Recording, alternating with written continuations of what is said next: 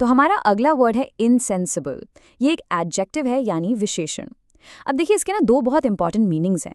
पहला मतलब तो सीधा सा है, अनकॉन्शियस यानी बेहोश हो जाना, ऐसी हालत जिसमें आप कुछ भी फील नहीं कर पाते। और इसका दूसरा मतलब है अनअवेयर या इनडिफरेंट होना, यानी या तो आप किसी चीज़ से बिल्कुल अनजान हैं या फिर आपको उस चीज़ से कोई फर्क ही नहीं पड़ता। चलिए इसके पहले मीनिंग को एक एग्जाम्पल से आसानी से समझते हैं। सेंटेंस कहता है he was knocked insensible by the blow. इसका मतलब हुआ कि उस जोर की चोट से वो बेहोश हो गया।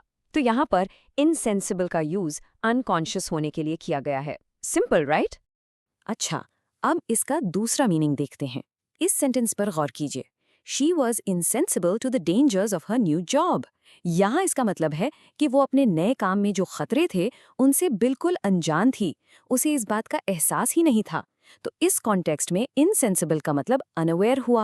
इसी से जुड़ा एक और एग्जाम्पल है, पर थोड़ा सा अलग। ध्यान से सुनिएगा। The dictator was insensible to the suffering of his people. अब यहाँ इनसेंसिबल का मतलब अनजान होना नहीं है, बल्कि इंडिफरेंट होना है। मतलब उस डिक्टेटर को अपनी जनता के दुख और तकलीफ से कोई फर्क ही नहीं पड़ता था। वो उनके लिए एकदम भावहीन था। पता है, ये वर्ड एक बहुत ही खूबसूरत कोट में भी यूज हुआ है। सादी ने कहा है, a man is insensible to the relish of prosperity till he has tasted adversity. Wow! इसका मतलब ये है कि एक इंसान खुशियों और अच्छे वक्त की असली कीमत तब तक नहीं समझता जब तक उसने बुरा वक्त न देखा हो। हम अच्छे वक्त के लिए एक तरह से इनसेंसिबल यानी अनजान से रहते हैं जब तक मुश्किलें सामने नहीं आती। सच में कितनी गहरी बात कही है। तो चलिए इस वर्ड को और अच्छे से समझने के लिए इसके कुछ सिनोनिम्स और एंटोनिम्स भी देख लेते हैं।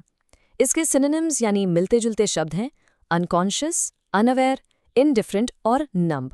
और इसके एंटोनिम्स यानी इसके ऑपोजिट वर्ड्स हैं कॉन्शियस, अवेयर, सेंसिटिव और रिस्पॉन्सिव। ये वर्ड्स आपको इसके अलग अलग यूजेस याद रखने में काफ़ी मदद करेंगे। बस आज के लिए इतना ही। मिलते हैं नेक्स्ट वीडियो में। Happy learning. बाय।